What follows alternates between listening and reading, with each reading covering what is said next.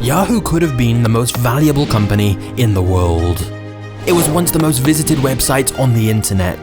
They were worth $128 billion. And in the late 90s, they had the chance to buy Google for just $1 million.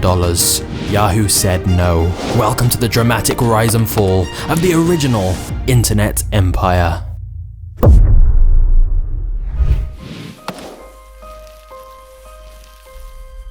Imagine a world without Google. You want to find something on the internet, but how? Well, back in the 90s, before search engines, the internet was an unorganized mess, which is why two friends at college, Jerry and David, made a list of all the websites they liked, a directory of sorts, divided into different categories.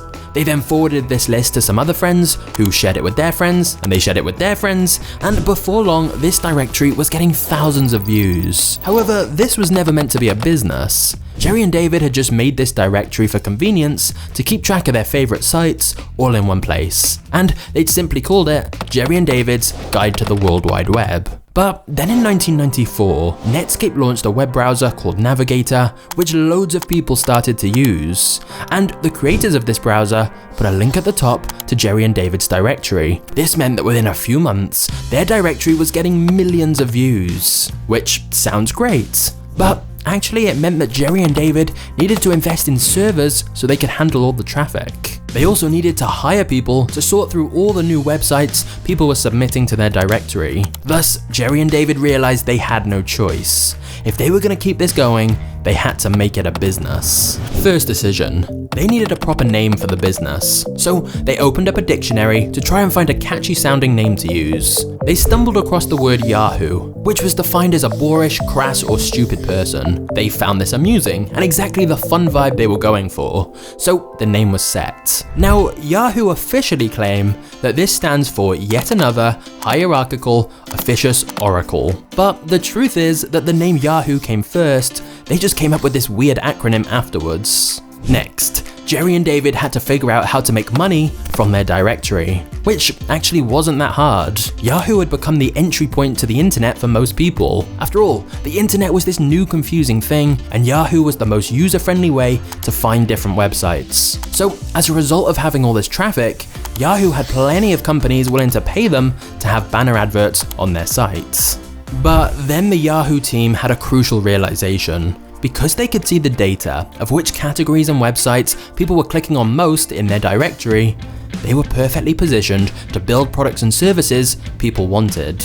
Rather than just link people to other services, they could build their own services. That way, they could get even more page views, which meant even more money from advertisers. For example, they could see a lot of people were clicking on chat room websites, so Yahoo built their own chat rooms and linked to those instead. They soon launched their own services for shopping, file sharing, games, sports, finance, and lots more, because they could see these were the things users were clicking on most often. Of course, a company with a traditional organizational structure would never have been able to build and maintain all those different products. So instead, Yahoo hired as many people as possible and grouped them into different product teams. And each team had a leader that acted like a CEO. In other words, Yahoo was like a collection of different startups, each focused on a totally different service. By the year 2000, Yahoo had 400 different products and services. You could use the internet all day and never leave Yahoo's websites. As a result, Yahoo's original service, its directory, accounted for less than 20% of the site's total page views. Over 80% of traffic to Yahoo was going to all these other things they developed. In other words, Yahoo was no longer just a directory for the internet, it was the internet. Everything you needed, all in one place. Yahoo had only been started in 1994 by two friends in their college dorm room, and yet just 6 years later, it had a market cap of $128 billion, making it the largest internet company in the world and one of the fastest growing companies in history. But during Yahoo's rapid rise, two students with their own startup had come to Yahoo and offered to sell them their business for $1 million, which was virtually nothing for a giant company like Yahoo, but they declined the offer. Unfortunately for them, that little company they turned down was called Google, and that decision not to buy them was about to change everything.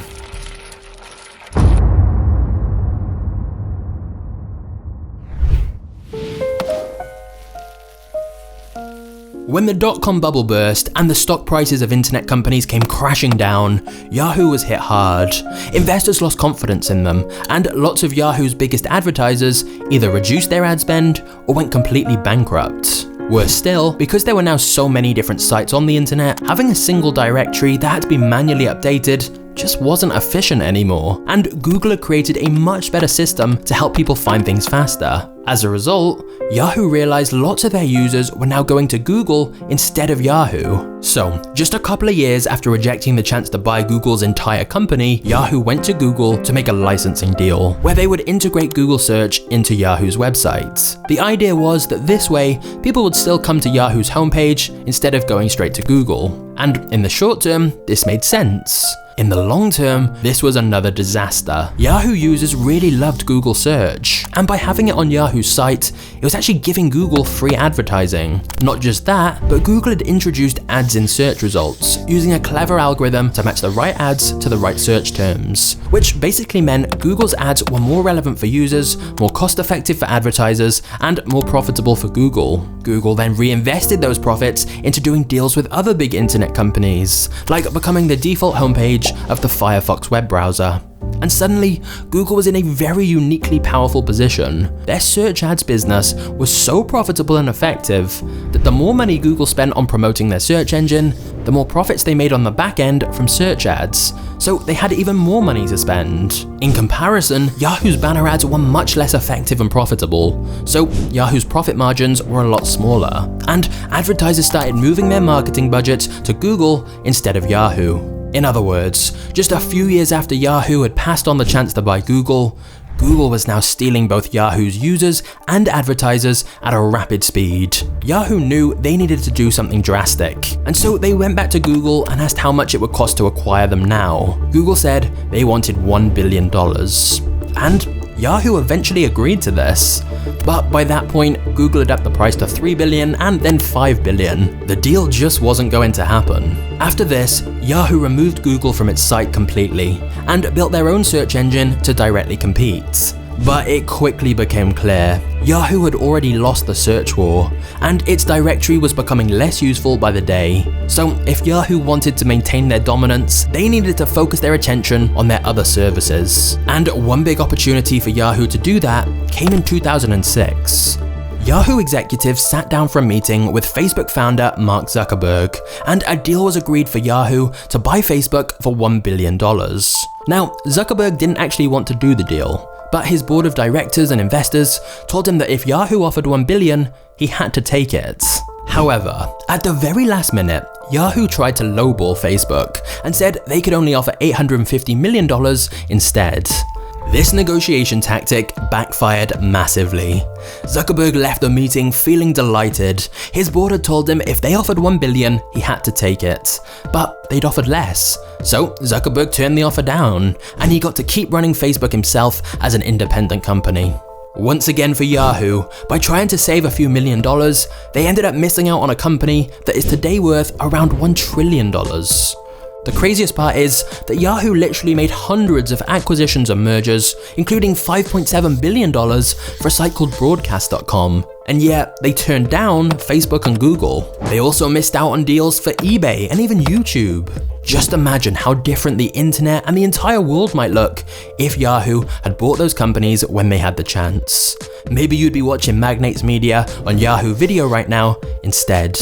But let's pause for a moment. It's very easy for us to look back at these mistakes with hindsight, but at the time, these were just small companies in a sea of countless other small companies. Even if Yahoo had bought Google, Facebook, and eBay, there's certainly no guarantee they'd have gone on to be so successful. Because the most crucial reason for Yahoo's decline wasn't really external competition, it was the giant mess happening internally. An employee at the company wrote a memo listing all of the problems Yahoo needed to address. This later became known as the Peanut Butter Manifesto, because it used the metaphor of spreading peanut butter to describe how Yahoo was spreading their resources way too thin. The employee wrote how Yahoo were trying to focus on everything, and thus focusing on nothing in particular. The most damning example of this was that on a company retreat, employees were asked to write down the word that first came to mind when they heard a company's name.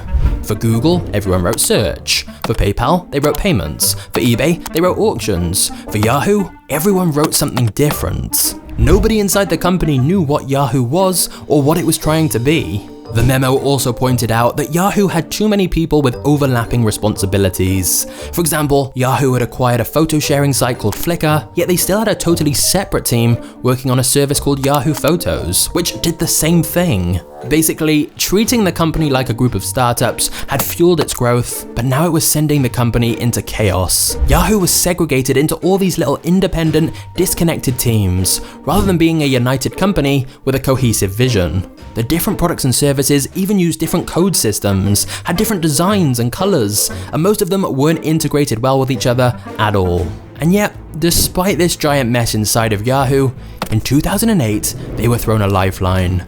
Microsoft offered to buy them for over $44 billion. Microsoft felt they needed to join forces, or else Google was going to become too powerful. But Yahoo turned Microsoft's offer down, saying that it undervalued their potential. Just a few months later, they would come to regret that decision too, as their share price plummeted further and the company's value dropped to $14 billion, less than a third of what Microsoft had offered. One of the biggest reasons for this was Yahoo's lack of direction and its revolving door of CEOs. In 2007, Terry Semel was CEO. Then 2007 to 2009, the original founder Jerry Yang took over. From 2009 to 2011, it was Carol Bartz. Then Scott Thompson took over and lasted just the first half of 2012, before Marissa Mayer came in during the summer of 2012. That's 5 CEOs in 6 years. Nobody could agree on who should run Yahoo, and when each new CEO didn't get fast results, they switched to someone else, which just created even more chaos. It's reported Yahoo changed their mission statement at least 24 times, showing that even upper management had no idea what Yahoo's plan or vision actually was. All this turmoil meant Yahoo was very indecisive, and thus they were slow to adapt to the rise of mobile internet. Yahoo's phone apps were embarrassingly bad compared to rivals, and this meant Yahoo's most popular services, like Yahoo Mail, started losing users because people started using email apps instead of Yahoo's website. It also didn't help that Yahoo introduced an internal rating system for employees, where managers had to rate a certain percentage of their team as exceeding their targets and a certain percentage as missing. So even if the whole team had done really well, some people had to get bad ratings. The idea was that it would help weed out the less talented employees and help Yahoo become more efficient. But in reality, it made employees feel like they were competing against each other and created a cutthroat culture where people would backstab each other rather than collaborate as a team. But the biggest reason of all for Yahoo's sudden decline is actually pretty simple. Before we get to that, I want to tell you about today's video sponsor, Masterworks. If Yahoo represents the old internet, Masterworks definitely represents the new. By using cutting-edge technology, Masterworks is disrupting the antiquated art industry. It's the first and only online platform that allows regular investors like you and I to buy and sell shares in multi-million-dollar artwork from Andy Warhol, Picasso, Banksy, and countless other incredible artists. No matter what your budget, you can start investing with Masterworks in just a few clicks. You create an account, browse their artwork, and then diversify your portfolio with one of the oldest and most stable assets around. Art has outpaced the S&P by 174% from 1995 to 2020. That's almost triple the appreciation of real estate, gold, and 90% of cryptocurrencies during the same time. So if you'd like to invest in some masterpieces yourself, just check out the link in the description and you can get started with Masterworks today. Then let's get back to our story. When Yahoo first launched, its directory solved a genuine problem. It made the early internet much easier to use. But as soon as search took over and replaced the need for a directory, Yahoo never really found its purpose. It was the epitome of jack of all trades, master of none. Yahoo did loads of things very averagely, but it was no longer the best at anything. Eventually, all their hundreds of products and services got beat by better alternatives. Yahoo Shopping got beaten by Amazon. Yahoo Messenger got beaten by WhatsApp. Yahoo Mail overtaken by Gmail. Yahoo Answers by Quora. All these other companies focused on being the best at one specific thing before expanding into other areas, whereas Yahoo no longer had any clear identity. At one point, Yahoo truly was the king of the internet. But through a combination of bad decisions, indecisiveness, mediocre products, fierce competition, and poor leadership, they'd lost it all. In 2017, Verizon bought Yahoo for $4.48 billion, which is less than 1/10 of the price Microsoft had offered them. But Verizon couldn't revive Yahoo either, and it was sold again in 2021. Of course, Yahoo still makes money. In fact, several of their products, like Yahoo Mail, still get lots of traffic. But that's mainly from people who set up their email address with them years ago and just haven't updated to an alternative yet. Without some kind of radical innovation, Yahoo looks likely to gradually fade away into obscurity. Which raises the question, what will be the next big internet empire? And to me, the answer could be ByteDance, the Chinese company that owns TikTok. Most people barely know anything about ByteDance yet, but I believe they could become the biggest threat Google has faced. Just click here to find out why. I'll see you there. Cheers.